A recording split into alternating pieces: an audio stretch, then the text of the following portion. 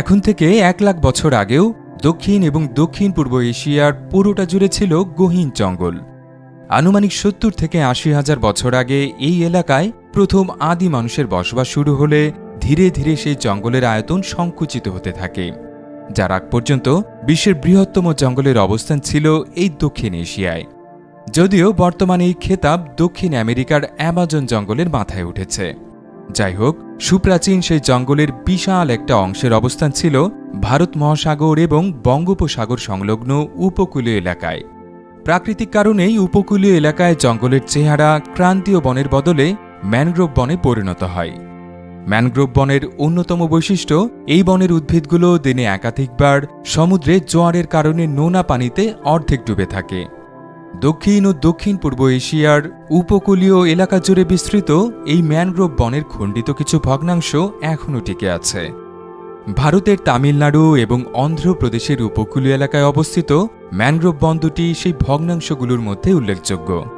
কিন্তু বিলুপ্তপ্রায় সেই সুপ্রাচীন ম্যানগ্রোভ বনের টিকে থাকা সবচেয়ে বড় অংশটির নাম সুন্দরবন। বাংলাদেশের দক্ষিণাঞ্চল এবং ভারতের পশ্চিমবঙ্গ রাজ্যের 2টি জেলা মিলিয়ে বিস্তৃত এই বনটি এখনও বিশ্বের বৃহত্তম ম্যানগ্রোভ বনের খেতাব ধরে রেখেছে। প্রিয় দর্শক, আপনাদের সুন্দরবন সম্পর্কে জানাতে এই ভিডিওটি তৈরি করা হয়েছে। চলুন তবে আর দেরি না করে আদ্যপান্তর এই পর্বে সুন্দরবন সম্পর্কে বিস্তারিত জেনে আসি।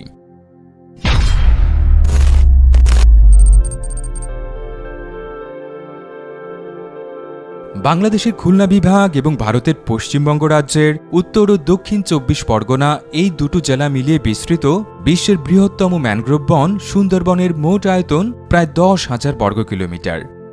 মোটা দাগে এর শতকরা প্রায় 60% বা 6,000 বর্গ কিলোমিটারের মতো এলাকা বাংলাদেশের নিয়ন্ত্রণে রয়েছে, আর বাকি শতকরা 40% বা 4,000 বর্গ কিলোমিটারের মতো এলাকা ভারতের নিয়ন্ত্রণাধীন।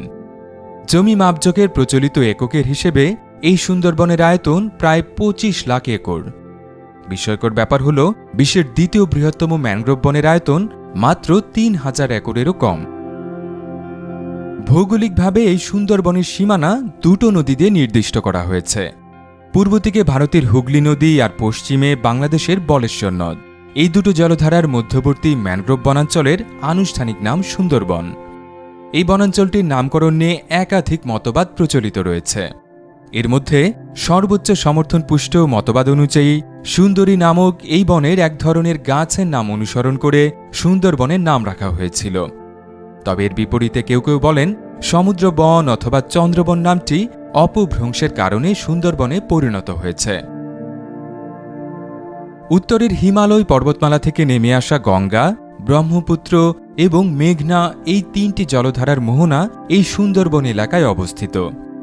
এই সুন্দরবন সংলগ্ন এলাকায় প্রায় 50,000 বছর আগে থেকে মানুষের বসতি থাকলেও ইতিহাসে প্রথম এর উল্লেখ পাওয়া যায় 3য় শতকের মাঝামাঝি সময়ে। প্রায় 1800 বছর আগে এখানে চাঁদ সওদাগর নামক এক ব্যক্তি একটি জনপদ প্রতিষ্ঠা করেছিলেন। প্রত্নতাত্ত্বিকরা সুন্দরবনের বাঘমারা এলাকায় এই চাঁদ সওদাগরের হাতে গোড়াপত্তন হওয়া একটি প্রাচীন শহরের ধ্বংসাবশেষ আবিষ্কার করেছেন। এরপর 1000 বছরের বেশি সময় ইতিহাসের পাতায় এই বনাঞ্চলের উল্লেখ করা হয়নি। অবশেষে ত্রয়োদশ শতকে সূচিত মুঘল শাসনামলে আবারও এই সুন্দরবনের কথা বলা হয়েছে। বিশেষ করে মুঘল রাজবংশের 3য় সম্রাট আকবরের শাসনামলে তার সেনাবাহিনীর আক্রমণ থেকে প্রাণ বাঁচাতে স্থানীয় অনেকেই গহীন সুন্দরবন এলাকায় আশ্রয় নিয়েছিলেন। পলাতক এই মানুষগুলোর তৈরি করা বাসস্থানগুলো সপ্তদশ শতকে পর্তুগিজ জলদস্যুদের দখলে চলে যায়। এই আস্তানাগুলো থেকে তারা নিয়মিত মুঘল ভারতের বিভিন্ন জনপদে হামলা চালাত। এখনও অনেক প্রান্তিক মানুষই এই সুন্দরবন ও তৎসংলগ্ন এলাকায় স্থায়ীভাবে বসবাস করে। এদের একটা বড় অংশের জীবিকা উপার্জনের একমাত্র উপায় মাছ শিকার। এর পাশাপাশি কিছু সম্প্রদায়ের মানুষ প্রতি বছর একটা নির্দিষ্ট সময় সুন্দরবন থেকে মৌমাছির মধু আহরণে ব্যস্ত থাকেন। এই পেশাটি বিশ্বের অন্যতম বিপজ্জনক পেশাগুলোর একটি, কারণ এই অভিযানে প্রতি পদক্ষেপে থাকে বাঘের খাদ্যে পরিণত হবার আশঙ্কা। মহাশক্তিশালী প্রাণীটির আক্রমণ থেকে বেঁচে গেলেও অধিকাংশ ক্ষেত্রে তার চিহ্ন বাকি জীবন বয়ে বেড়াতে হয়। তবে এই বিপদ মোকাবেলায় অসাধারণ এক বুদ্ধি বের করেছেন মৌ শিকারীরা। বাঘ এবং সিংহের মতো শিকারী প্রাণীগুলো তাদের দিকে কেউ তাকিয়ে আছে টের পেলে সাধারণত আর হামলা চালায় না, যে কারণে বাঘ সবসময় তার শিকারের পেছন থেকে হামলা চালায়। সুন্দরবনে মধু সংগ্রহের সময় মৌশিকারীরা তাদের মাথার পেছনে একটি মুখোশ বেঁধে রাখেন। সেই মুখোশের চোখজোড়া তাকিয়ে আছে বলে মনে হওয়ায় মুখোশ ব্যবহারকারীর ওপর বাঘ হামলা চালানো থেকে বিরত থাকে।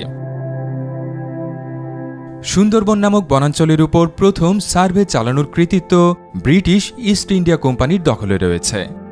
1757 সালে মুঘল বাদশাহ দ্বিতীয় আলমগীরের কাছ থেকে এই বনাঞ্চলের স্বত্বাধিকার লাভ করে ব্রিটিশ প্রতিষ্ঠানটি, যার 12 বছরের মাথায় তারা সুন্দরবনের প্রথম সার্ভে প্রকল্প শুরু করে।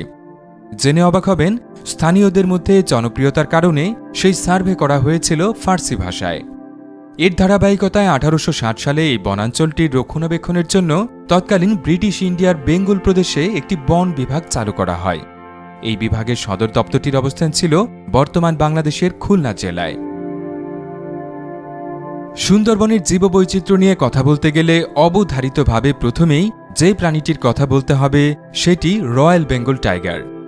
আক্ষরিক অর্থেই রাজসিক এই প্রাণীটি তার হলুদের উপর কালো ডোরাকাটা রঙের জন্য বিশ্বখ্যাত। এই প্রজাতির পূর্ণবয়স্ক পুরুষ সদস্যদের নাক থেকে লেজের ডগা পর্যন্ত গড় দৈর্ঘ্য প্রায় 10 ফুট, তবে এর মধ্যে প্রাণীটির লেজের দৈর্ঘ্যই প্রায় 3 ফুটের মতো। এদের গড় ওজন 200 থেকে 250 কেজির মতো হয়ে থাকে। তবে এখন পর্যন্ত আবিষ্কৃত সবচেয়ে বড় বাঘটির ওজন ছিল পুরো 350 কেজি। প্রকৃতিতে এই প্রাণীগুলো নিভৃতচারী হয়ে থাকে। এরা বন্য শূকর, হরিণ এবং মহিষের মতো প্রাণী শিকারের মাধ্যমে জীবন ধারণ করে। বিজ্ঞানীদের ধারণা অনুযায়ী পুরো দক্ষিণ এশিয়ায় আনুমানিক 2500-এর মতো রয়্যাল বেঙ্গল টাইগার রয়েছে। এর শতকরা 10 ভাগই সুন্দরবনে বসবাস করে। রয়্যাল বেঙ্গল টাইগারের পাশাপাশি সুন্দরবনের বাসিন্দা বন্যপ্রাণীদের মধ্যে রেসাস বানর, চিতল হরিণ, ধূসর মাথা মেছো ঈগল, নীল মাছরাঙা, নোনা পানির কুমির এবং করাত মাছ উল্লেখযোগ্য। এছাড়া ইরাবতী ডলফিন নামক এক প্রজাতির জলচর স্তন্যপায়ী প্রাণীও সুন্দরবনের মধ্য দিয়ে প্রবাহিত নদী নালায় বসবাস করে। তবে নদী দূষণের কারণে এদের অস্তিত্ব হুমকির মুখে পড়েছে। বাঘের মতো এই বনে বসবাসকারী অনিন্দ সুন্দর চিতল হরিণের অস্তিত্বও হুমকির মধ্যে রয়েছে। একসময় পুরো সুন্দরবনে কয়েক লাখ হরিণ ঘুরে বেড়ালেও বর্তমানে এই সংখ্যা কমে 30,000-এ নেমে এসেছে। আর এই বনাঞ্চল থেকে এরই মধ্যে বিলুপ্ত হয়ে যাওয়া প্রাণীর তালিকায় রয়েছে জাভান রাইনোসোরাস নামক এক প্রজাতির শিংবিহীন গন্ডার। উদ্বেগের বিষয় হল, বিভিন্ন কারণে সুন্দরবনের আয়তন ক্রমেই সংকুচিত হচ্ছে। 200 বছর আগেও ব্রিটিশদের পরিচালিত সার্ভে অনুযায়ী এই বনাঞ্চলের আয়তন ছিল প্রায় 17,000 বর্গ কিলোমিটার বা 42 লাখ একরেরও বেশি। এই সংকোচনের পেছনে জনসংখ্যা বৃদ্ধি এবং মানব আগ্রাসনের পাশাপাশি ঘূর্ণিঝড়ের মতো প্রাকৃতিক দুর্যোগেরও হাত রয়েছে। বিশেষ করে ভৌগোলিক অবস্থানের কারণে বঙ্গোপসাগরের উপকূলীয় এলাকায় প্রায় প্রতি বছরই একাধিক ঘূর্ণিঝড় আঘাত হানে। আর কয়েক বছর পরপরই মহাশক্তিশালী এক একটি ঘূর্ণিঝড় এই এলাকায় তাণ্ডব চালিয়ে যায়। জাতিসংঘের প্রতিবেদন অনুযায়ী 2007 সালে এক ঘূর্ণিঝড় সিডরের আঘাতেই সুন্দরবনের শতকরা 40 ভাগ উজাড় হয়ে যায়। সেই ক্ষতির মাত্রা পুরোপুরি বুঝে ওঠার আগেই 2 বছরের মাথায় এই বনাঞ্চলে ফের আঘাত হানে আইলা নামের বিধ্বংসী আরেকটি ঘূর্ণিঝড়। ওই ঝড়েও সুন্দরবনে বিদ্যমান জীববৈচিত্র্যের ব্যাপক ক্ষয়ক্ষতি হয়। প্রাকৃতিক কারণের মতো সুন্দরবন ধ্বংসে মানবসৃষ্ট কারণের ভূমিকাও অনেক।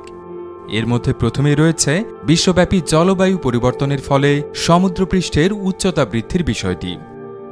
2007 সালে ইউনেস্কো পরিচালিত এক গবেষণার ফলাফল অনুযায়ী বিশ্বের বিভিন্ন দেশ প্যারিস জলবায়ু চুক্তির শর্তগুলো পূরণে ব্যর্থ হলে এই শতকের শেষ নাগাদ বঙ্গোপসাগরের সমুদ্রপৃষ্ঠের গড় উচ্চতা 45 সেন্টিমিটার বা 1.5 ফুট পর্যন্ত বেড়ে যাবার আশঙ্কা রয়েছে। তেমনটা হলে সুন্দরবনের শতকরা 75 ভাগই হারিয়ে যাবে বলে জানিয়েছেন গবেষকরা। এছাড়া সুন্দরবনের মধ্য দিয়ে প্রবাহিত একাধিক জলধারা গুরুত্বপূর্ণ নৌপথ হিসেবে ব্যবহার করা হয়, যার ধারাবাহিকতায় পণ্যবাহী জাহাজগুলো দুর্ঘটনার মুখেও পড়ে। 2014 সালে এই বনের শেলা নদীতে সাউদার্ন স্টার 7 নামের একটি পণ্যবাহী জাহাজ ডুবে গিয়েছিল।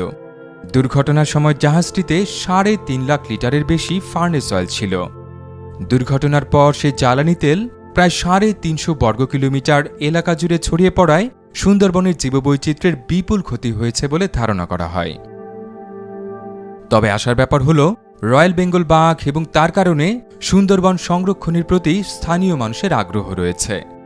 বাংলাদেশ এবং ভারত দুটো দেশই এই বাঘকে তাদের জাতীয় প্রাণীর মর্যাদা দিয়েছে। তাই আশা করা যায় জাতীয় প্রাণী ও তার বাসস্থান বাঁচাতে দুটো দেশই তাদের সামর্থ্য অনুযায়ী সর্বোচ্চ চেষ্টা করবে। আর তাদের সম্মিলিত চেষ্টার ফলে অনন্য এই বনাঞ্চলটি রক্ষা পাবে, এমনটাই আশা বিশ্ববাসীর।